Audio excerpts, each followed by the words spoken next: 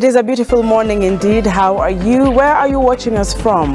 Thank you very much for rising with us. This is Look Up TV and the show is The Morning Drift. My name is Anki Doris and I am joined in by amazing gentlemen, experts in their own disciplines to just talk about the big conversation today.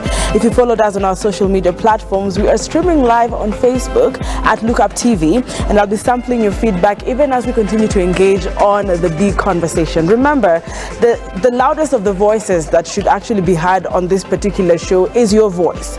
So what is your contribution to the big conversation this morning? What are your thoughts as a Kenyan? What do you feel about the situation and the current status quo about the things that are of concern this morning? My guests, I'll just introduce my guests to you, and after that we will just delve deeper into what is making this conversation this morning. Now, if you were watching earlier, you will be familiar, with some of the faces on set for the big conversation, but I will reintroduce them for the sake of this particular segment. Now, in my immediate left, that is Mr. Walter Terek. Good morning, sir. Good morning. It's good to see you. Thank you. We had you here once before and we loved the sentiments. Yes. And Kenyans also enjoyed, that conversation with you. So we're looking forward to much more impact. Happy about the feedback. Thank you. Thanks. Advocate Okinyo, once again, welcome on set. Pleasure. We're looking forward to now another, different angle, legal perspective probably on the climate emergency that we're now facing globally, but now will come down locally to Kenya.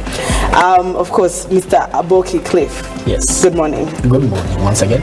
Once again, and welcome to the other segment. Thank you very much. So we're going to talk about the climate emergency. And when I say climate emergency, it sure is an emergency. Why? Because suddenly there was drought, we have people die of hunger, same country, and in a span of a week or two, there's been heavy rains. It's pouring, we have drainage issues, and lives and property also being lost. Would ask ourselves as Kenyans, is this not an emergency? And what can be done about it? What is the perspective that different experts have on this particular situation? What is your perspective? At Look Up TV, #The Morning Drift. But first, this feature story was put together by our own reporter, Kodalo, and we want to take a look at it briefly, then come back and delve deep into the discussion of the day.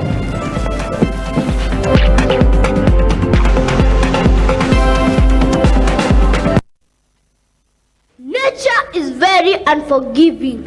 If you destroy nature, nature will destroy you. A young climate change advocate, Haula Amina, set the tone for today's opening ceremony with a poem, Nature. Oh nature, oh beautiful nature, how I love you, you make me feel happy.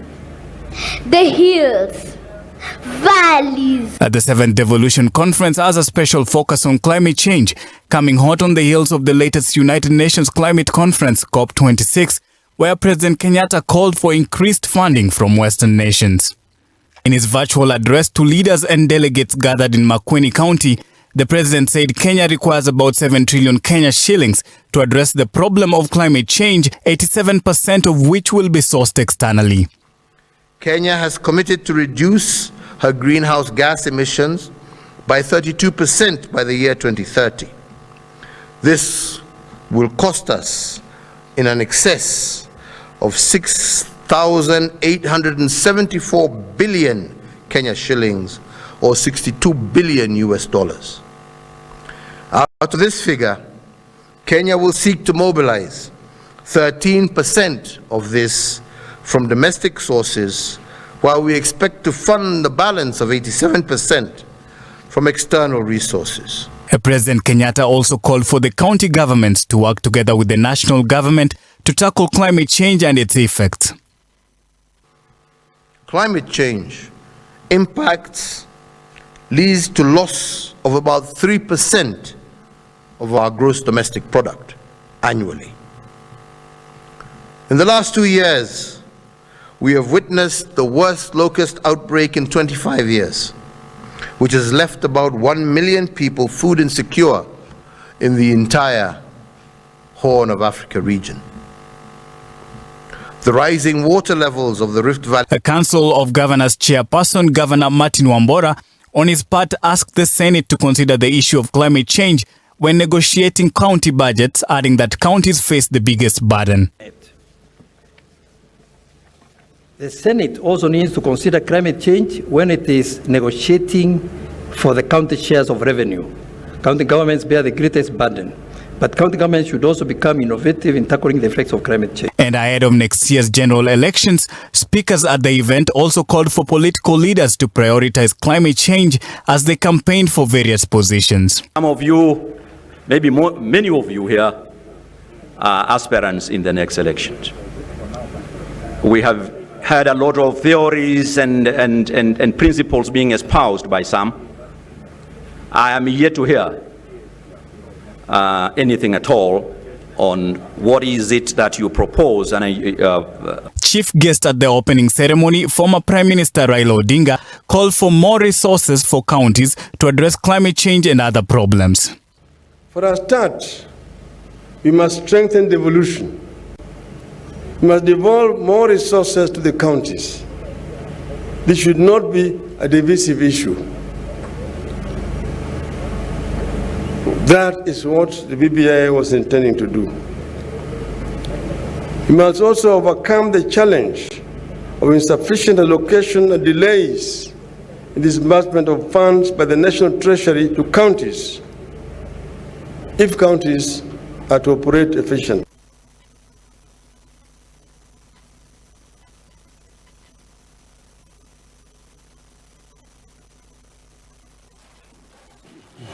All right, now that is just a short piece there by one of us who just compiled it, and that is Kodalo, our very able reporter on matters business and now climate change, because the climate is now affecting our businesses. It's affecting how we're doing things as a country. We've seen remarks from head of state, of course, ODM leader Raila Odinga, among other people. Also, devolution being touched on as, you know, the meeting they have now as putting climate change at the top of the agenda. So we want to hear our sentiments this morning on this aspect. I'll start from a very, very high, level question, which is not asked. But I'll start with, of course, addressing the advocate here today. Is the climate change a human right issue as it stands right now? From where you sit, from everything we've heard and everything that's been captured, is it or is it not a human right issue? Climate change, generally, now it's a world issue. And generally, from the perspective of COP26, the climate, the conference which was held in Glasgow, the agreement was that if something is not done, then we'll all perish within the next 10 or so years. We'll not have this world. So it's more than a human rights issue. It's about survival of the world. All right. So the world is made up of humans, but you have said it's now a world global issue, and we will all perish. You are very, very passionate about the climatic emergency right now, and I want to hear your sentiments on what we have just had as the speeches here this morning, in terms of the mitigation. Yeah, I think the mitigation, what they're talking about, the president and all the leaders who are gathered in Makueni for the devolution conference, they emphasize the issue of climate change because it's with us here, and it's one of the biggest problems we are having in the 21st century. When you look at, the temperatures in the last decade, that's from 2011 to last year, which is the last 10 years, was the hottest in history. And that means then that the temperatures are rising, the mountain peaks and the ice is melting, and then there's flooding. Then we have either less rain or too much rain whenever it rains, and therefore it's becoming a catastrophe if we are not careful with it. And that's why it calls for collective effort from everyone across the world to make sure that they're involved in afforestation, so that we plant more trees, so that we do less in terms of even, like, for example, the fashion. We are being told that even fashion is affecting climate change, because like in the developed world, which is taking more of, which is having more effect on the climate change, more than, there are less countries there, about 100 countries in the world, which is the less developed, are having less effect on the climate change than the first world.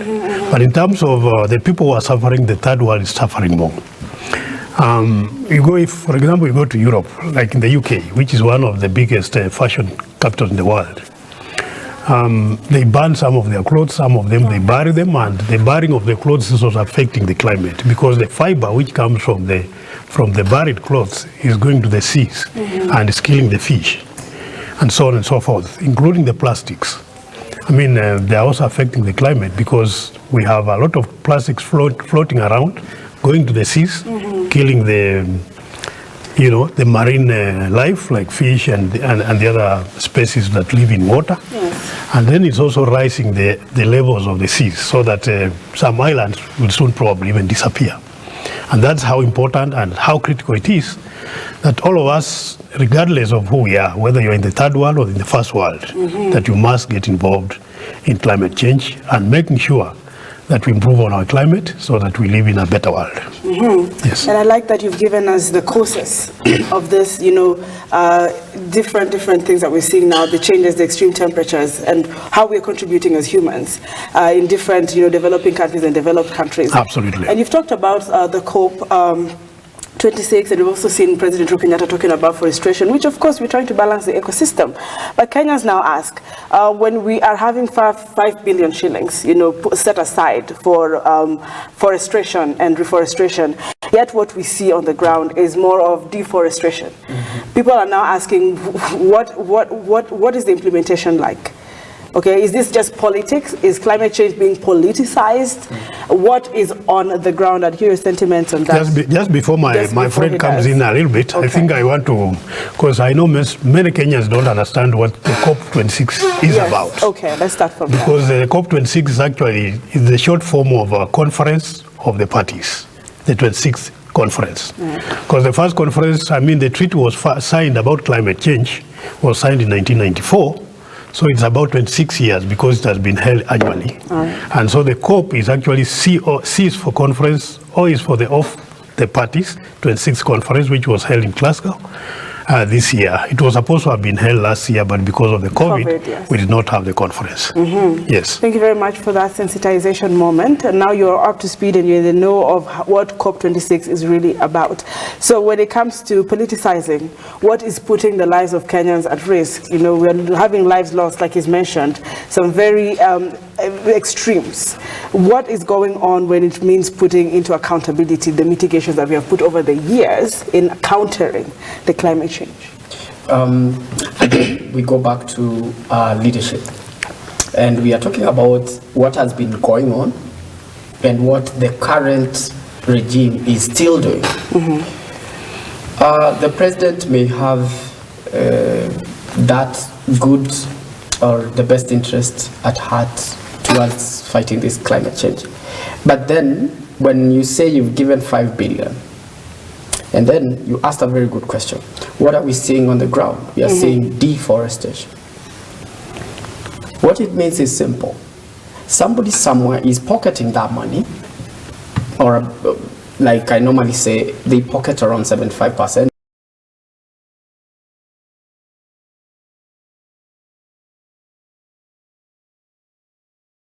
Then they start struggling again or fighting for the 25% that is remaining.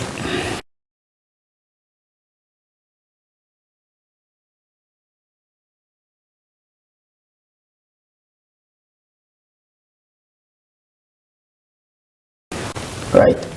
What will this do?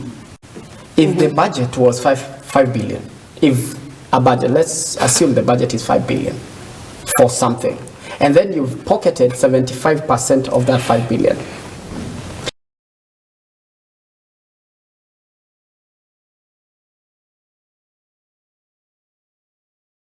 And then again, this 25% that you want to give to do that particular job, which is insufficient, you want again to fight for it. You also want a share of the 25%. This is the kind of leadership that we have, whereby whenever such a thing comes up, like climate change, it's good business for many who are up there, the political leaders, the leaders that be. especially if we are in the committee, so how much is it in it for me?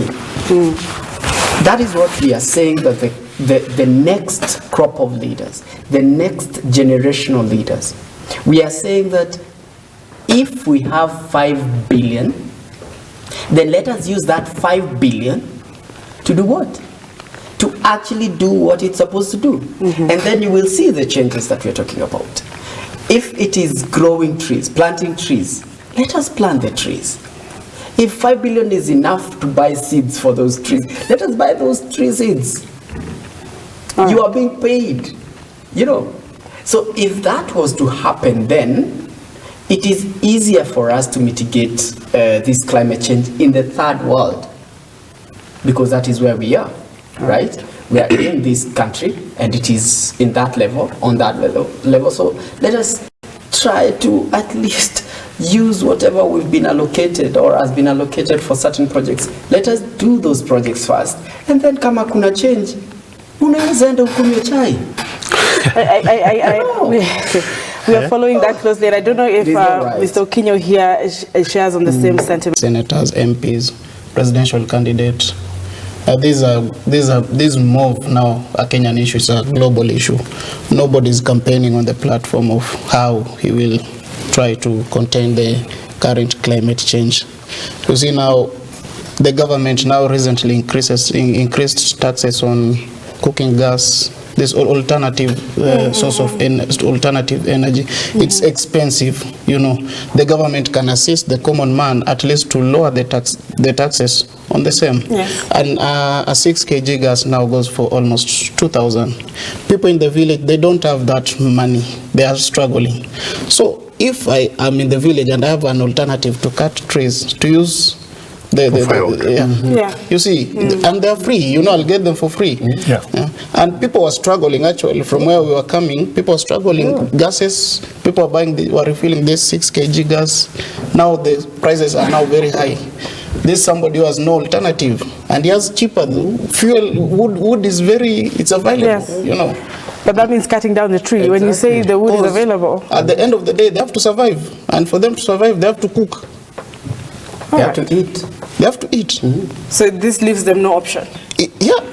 However, when you're saying this, and you know we have Mr. Terenk here, we're looking at then who is affected by climate change, because on one side, somebody's trying to survive, so they have no option but to affect the climate change. Yes. On the other side, who is taxed to effect it, to of course have some mitigation places, measures in place, is also probably, you've said, eating or spending the money. Yes. Where does this leave us? All of us are getting affected, whichever way, whether you are contributing to the emission of the gases or you are not contributing, we are all getting affected. And therefore, that's why it's important, as I said earlier, that we must all get involved in making sure that we save our climate, that we go back to where we used to be years back. For example, 20 years ago, you could go to the river and have a swim. Right now, across the country, there's no single river where you can swim because of pollution. They have all been polluted, and because of the pollution, you cannot go and swim.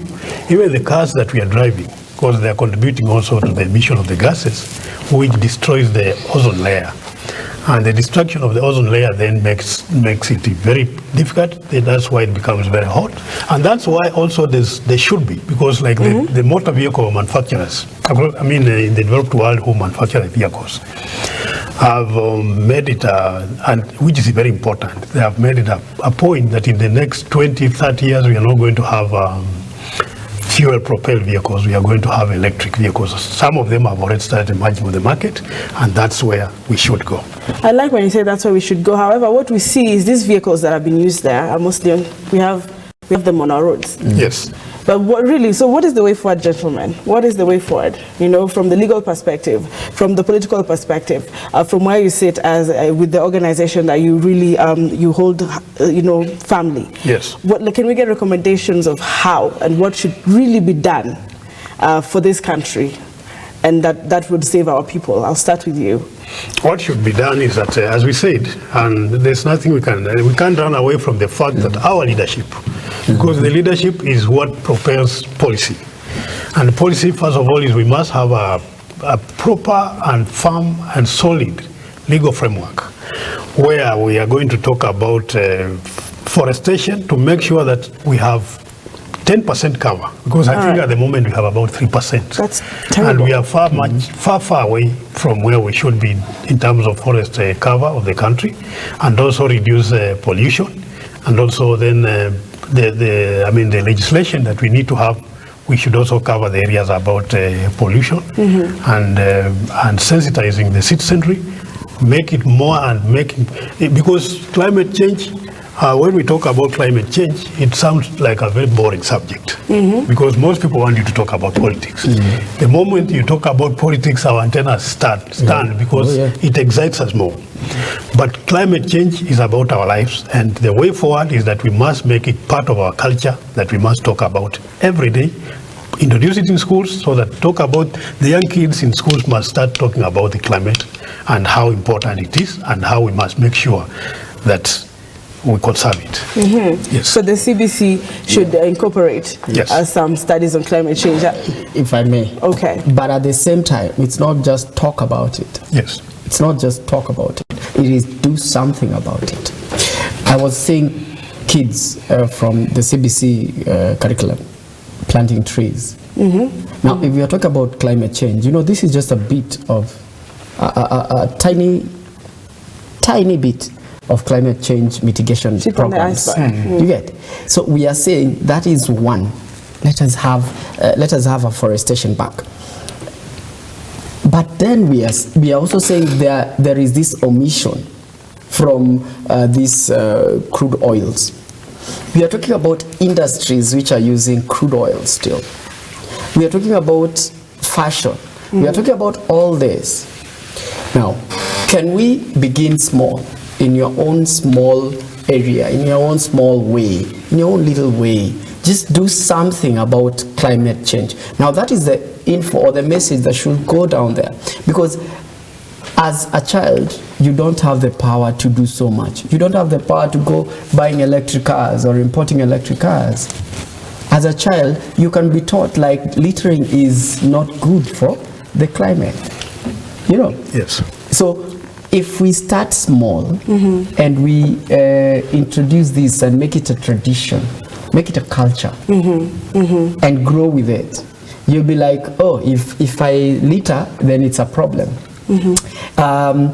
I've been told like, okay, there's someone who will be very mad if they see you even throwing that cover of a chewing gum outside the window of your car. They'll be like, what are you doing? I saw this clip where somebody decided to throw stuff from the window of their car, and then the one who was following actually was of Asian descent. Stopped the car right behind. Good thing there was traffic.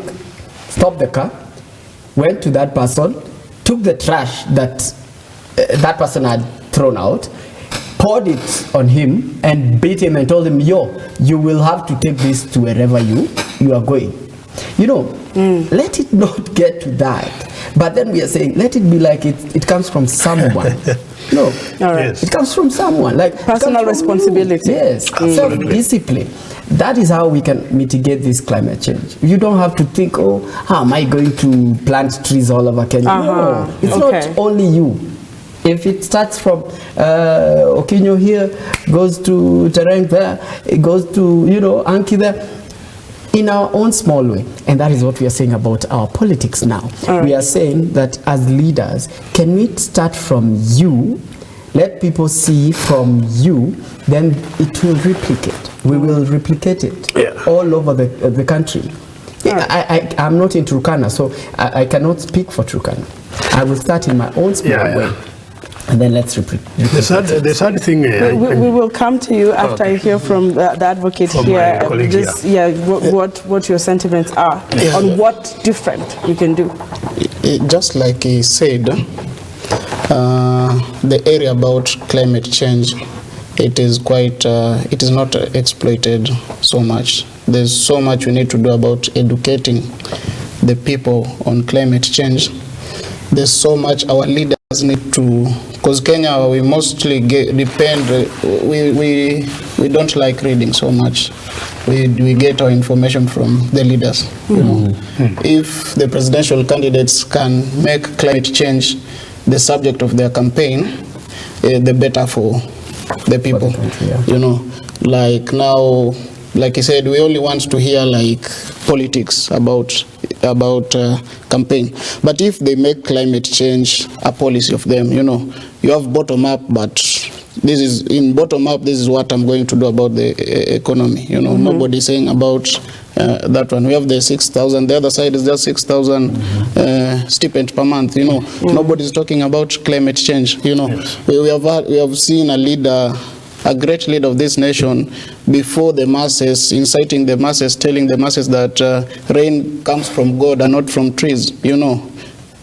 Those are things we don't expect going forward, because now we are in a dire situation. Yes, we are.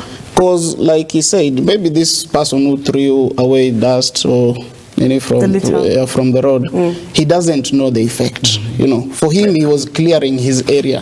He doesn't know the effect. A lot of education is needed in this, especially now with the rocketing gas prices. You know, the government can do something in the short term, you know, quickly lower the taxation on these cooking gases.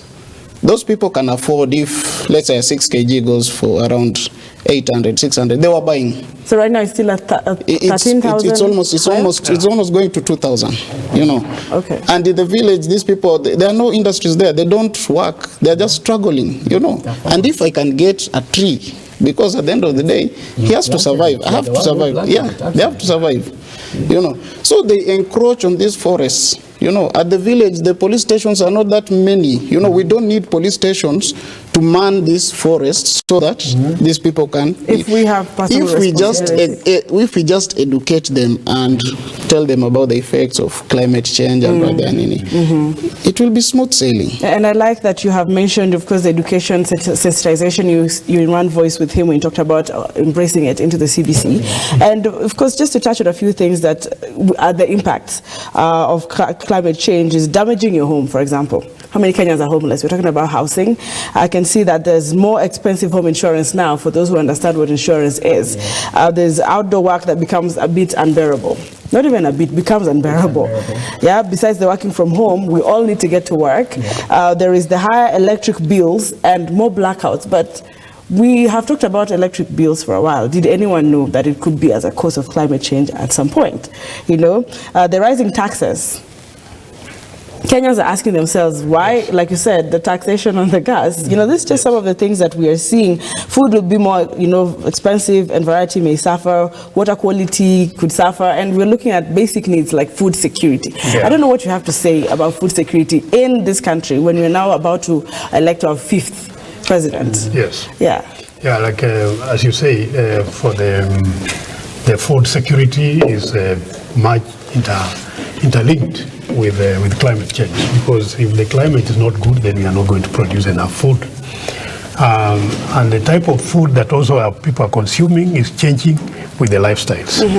But as we change our lifestyles, are we changing also the way we produce our food? We are not.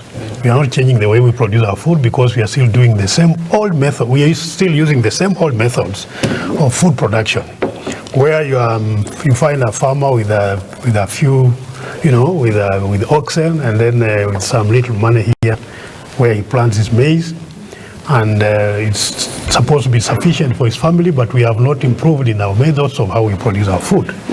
And secondly, when you talk about the quality of even the water we are drinking, it also comes back to the policy, because look at, for example, the satellite towns which are growing around Nairobi. You go to Kiambu, you go to Lolongo, you go to Kitengela, Ongata Rongai.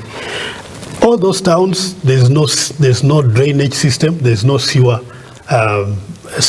system. So what the people have done in all those towns, and that's why our water, and the quality of the water even we are drinking and the food we are eating is affected, because the water we are using there, from, for example, that is flowing in those rivers, they are using it to irrigate the farms. And most of the fellows in those areas, all of them, without exception, are using, are emptying, yes, absolutely, all of them. They're emptying the sewer in the rivers. I mean, from those apartments you see there, because you see apartments coming up, but there's no sewer line. So how are they then disposing of the waste from those apartments? All of them are being discharged into the rivers, and the rivers are then being used. The water in the rivers, which is flowing in the rivers, is actually sewer water, is being used to irrigate the farms where we get the vegetables, for example, and we are consuming complete sewer. So that's as bad as it has gotten, and that's how we have affected our climate, that even we are not caring so much about our lives and even what we consume. And therefore, it must be an emergency in terms of how we change the way we are doing our things. Somebody once said a hungry nation is a failing nation. Yes. Yeah, exactly. Because if you're hungry, you can't work. Correct. If you can't work, then you can't develop. Yes. And if you can't develop, then what are we talking about? Correct. Because if right now, if we were hungry, we can't come here to speak. And so if we can't come here to speak, then they can't get a second opinion. You know, the two-step flow? They can't get it, like they can't affirm whatever that we're saying. So at the end of the day, it is everything affects everything and everyone. It is all about starting with you. It starts with you. You know, I listen to them speak about climate change, and it's just a story. To them, it's just a story. It's a narration. It's just, let us talk about climate change. We get the money, we go. It is the same thing that happened about this COVID. Opening up Pandora's box here. It is the same thing. It's a joke. So let's get money from this. Let's say we have this so that we get money from this. Now, climate change is a joke to very many people. Very many people don't think that whatever the way the heat we are getting is abnormal. They just say, hey, na hii mwezi imekuwa so hot. They don't know that that is climate. Actually, we are the ozone layer has been depleted. I was listening to a certain scientist, and she was saying that we've overused now the ozone layer is depleted. Like we are remaining with, we are supposed to be at, I think, 5%. The ozone layer has right now is at 0. What? It was at 0 point something. Yeah. Trust me, if that ozone, that 0 point something now gets done, we'll be cooked. You know, like we will be cooked. That is why it is so serious. It is not about planting one tree here and there so that people can see that you're doing plantation. No. The ozone layer is being depleted, and once it is depleted, then we're talking about the UV rays coming in direct. And if they come in direct, you'll start seeing somebody melting. And if you start seeing somebody melting now, as Africans or as Kenyans, that's when we'll start saying, oh, it is serious. You get the idea? Yeah. But that is why you're seeing the first worlds talking about this climate change. Because they study it. They study whatever that is protecting us from burning. As you're speaking, I'm looking at our country, and we have the judiciary, the executive, the legislative, you know, arms of the government. And I'm thinking, when COVID struck, we had very stringent measures, you know, put in place to wear your mask, and people seem to pick it up. Now talking about vaccination, and there are, you know, certain things put in place, criminal offenses. If you do not do that, do not do this. What is it like for the, you know, factors like climate change? You cut down a tree, you do not replace it. You know, what is there for, you know, for protecting it legally? Is there any criminal offense? Do we have certain measures in place that are criminal? We have carefree in place, you know, but we still ask ourselves, what are these bodies probably doing? Is there accountability? I know it might be a large area, but you can touch on a few things. We have the environment policy.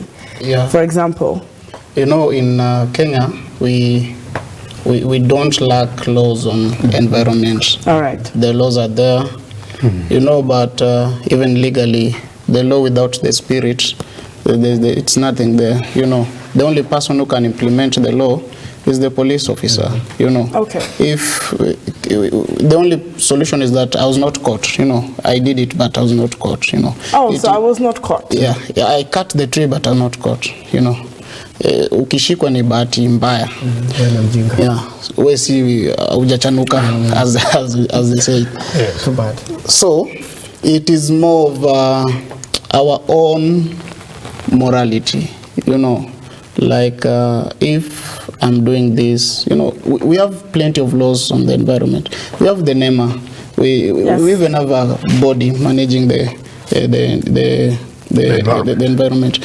What we need to do is more of I like to see corporates also joining in the fight against the climate change. You know, in the UK, the corporates are playing a very huge role. You know, they are not producing these items that are going to. They are no longer producing those items. That there are no plastics. From the corporate, from sodas, there are no plastics. The corporates themselves on their own, you know. Yes. If Kenyan corporates can change that narrative, because they are the ones who have money. They are the ones who can assist the government. You know, the government can only do as much as to implement this. Yes. Especially the executive. You know, the executive now will put up laws. Parliament will make those laws. The executive is to implement. You know, if you do wrong, you are taken to the judiciary. So if you find like a woman, let's say a woman, she can't afford this like alternative source of energy. She has to go to the forest to cut trees. You know, she's caught there by the police. She's taken to court. You know, she goes to prison, and that's the end of it. You know. Okay. When she'll come out again, she has to survive. And the cycle continues. So, you know, we need to get this, the corporates, you know, they go educate these people, because it is us who are making these corporates survive. Without the people, the corporates will not be there. And this is an issue that in the next 10, 20 years, as he said, we'll not be having this world. Okay. Yeah. And a lot of things I have picked from this conversation is personal responsibility, accountability by the politicians. Something else you've talked about is people are not aware of what is going on, but this distraction seems to be continuing because of how we are constructing our infrastructure. And I'll just bring out one of the feedbacks we've received. Andy Site, that is Andrew Kazibwe, says indeed a need of attracting more youth to this course. Did we talk about involving the youth? But I think they're involved in the big, you know, community. We are calling out to do something. But you see, the youth are very vocal. As we close, maybe Mr. Terek, you will touch on this, because most of our viewership is the youth. And they're thinking of, because we are the next generation, we are the ones who have the hand in the next leadership.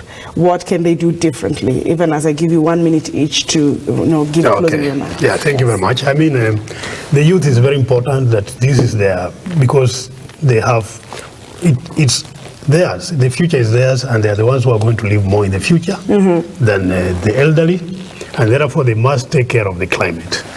But also, we don't want to paint a very gloomy picture of the whole situation, because we have the laws. Yes. And the laws, some of them are being implemented, because if today, for example, you wanted to cut a tree even in your own home state, which you planted yourself, you cannot, because the law does not allow you to cut the tree unless you get a permit from the Kenya Forest Services. And actually they are very, very, because like a small tree like this, the size of my hand, you cannot pay less than 3,000, 5,000 shillings, which could actually be more. You are paying more than actually the value of the tree. So that's, the laws are already there, and they are being implemented by the KFS. So I think we still have some light. We have some light at the end of the tunnel. All right. The youth must take care of the climate. It's theirs, and they must make sure that the future that they are going to live in, the future of their children, the future generations of this country must live in a better climate, must have a better environment. Thank you so much. Yes. As you give your last remarks, sir. I look forward to, you know, our leadership. The leaders need to start demonstrating these things. You know, it all goes back to them. When I was young, you know, the President Daniel Moi used to, whenever he goes, he will plant a tree, whichever function Moi will attend. Is it not happening? No. Now you see, it's interjected. Yeah. Nowadays it's rarely happening. Nowadays, you know, even if you are campaigning, put that perspective, you know, that I'm here to campaign. I've planted trees. I've planted a tree there. it is being seen, because Kenyans, we access information very easily. Nowadays, we see them campaigning live. You know, I don't have to wait for 7 p.m. to see this person was here, this person was there. You know, if the leaders can take that initiative, like today I'm going, after this show, I'll plant a tree outside there, you know, and as a leader, it's being seen, that perspective, it has to come from the leaders. All right. Yeah. A very big challenge that the leaders watching today. And now we're ending with prospectus leader. Yes. As you give your last remarks. Yeah. In fact, before he talks, he needs to plant a tree before. Yeah, he needs to, yes. And we will highlight it. I was about to say that, like, do you have a space for me to plant a tree? We have a lot of space. This is my tree. Okay. You see, that is a very good idea. And that is a very good thing that he was doing, our retired and late President Daniel. Now, here's the thing. It was just a sign, like, I am doing this, remember to do this. Okay. I don't have to plant 20 trees. I just plant one for you to see, like, you need to do this. So follow suit. Imagine how many trees, when we do all these rallies we are talking about. So-and-so is in Turkana, the other one is in Kirinyaga, the other one is where, the other one is where. Now imagine those trees being planted on a daily basis, because we are campaigning on a daily basis. As Kenya, we live in that campaign mode. After we finish an election, we are already set for another campaign mode. Like, we are on campaign mode 24/7. So we are saying that it's a good idea. It's a good idea. If we take it back, it's a good idea. It will come to actually help us. Now, that is one aspect, as I said. It is one tiny aspect. There are these other elements that cause or are depleting our ozone layer. Right. And we are saying that these ones, there are policies there. We have the Mining Act. As I said, and I will repeat, we have very many good laws. Kenya is a country that has very many good laws, but in book, in theory, we do not touch them, because we are touching so-and-so in our party. Don't touch them. Don't touch that one. We have Climate Change Act. We have Mining Act. We have Energy Act. In all these laws, there is a penalty for not doing a certain or for a certain offense. But trust me, these are toothless dogs. We are talking about NEMA being under what? The Environment and that Act, Yes. isn't it? Yes. But it is a toothless dog. Right? Yes. We don't even recognize it. We think it's just another small organization. It's supposed to be a very big organization. It's where we get our license to now. construct a house. So what I will say, winding up, because I can speak forever, here's the thing. Let us all take personal responsibility as a person. Yes. Just in addition to... Because you have to be very brief, I need to just wrap a up minute. the In review. addition to what he has said, we also need to look at because it will not be fair if Kenya is implementing this thing and Uganda is also failing, because it's now more of a global issue. Yes, yes. I'm looking forward to the East African community passing because we interact with each other, passing legislation. Then it's escalated to the African Union level, where all the ECOWAS, the SADC, and the northern countries, the Saharan countries come together. At least we have one document for Africa. Then we can escalate the same after the AU to the world now. All right. You know, and what you're talking about is the solutions coming from Africa, for once, not us just implementing. That's why we have the COP. That's why we have, okay. The COP, So, and I like that when you're talking about that, it probably started from the devolution, because there's a meeting and top of the agenda was climate. And I'm hoping that it comes from the devolution to what you've talked about, the country, then we go to East Africa, the Africa continent, and we hopefully will remember you for that. And in fact, Kenya, as a nation, need to wrap up. As a nation, just to wrap it up, as a nation, we can clear this thing out. Kenya is a devolved unit. You know, why can't we do this? That the various county assemblies pass budget specifically for for climate change. All right. You know, we start at that level. There are budgets for climate. There are, okay. But somebody is feeding on these monies because no one is asking, no one knows. All right, so There are budgets for climate. okay, I will need, There's nothing to be passed. Sorry. All right, I will need to end Yeah. the big conversation, but I want to appreciate so much your contribution on this, and of course for the engagement with the viewers on our feedback. But this is a conversation we have said will not end, cannot end. So the hashtag continues, and I'm looking forward to seeing you in your capacities, continuing to engage with the public on, you know, the conservation and the protection of the climate. We will. Thank you very much for your time. Thank you. Thank you for having us. I think that was an amazing discussion. Now, hashtag The Morning Drift still continues, and each and every one of you is looking forward to the Aspirant Forum, where you get to meet your aspirant, understand where they come from, who they are. So when we go to the ballot, come 2022, for the first time in history, because I'm assuming many times Kenyans have made mistakes, that's what they say, we'll be having Kenyans go and of course make informed choices by voting for somebody they actually know. On the Aspirant Forum this morning is a young politician, and we're looking forward to hearing his manifestos, his agenda. Give me your feedback at Look Up TV on Twitter and across all social media platforms. We'll be right back after this break.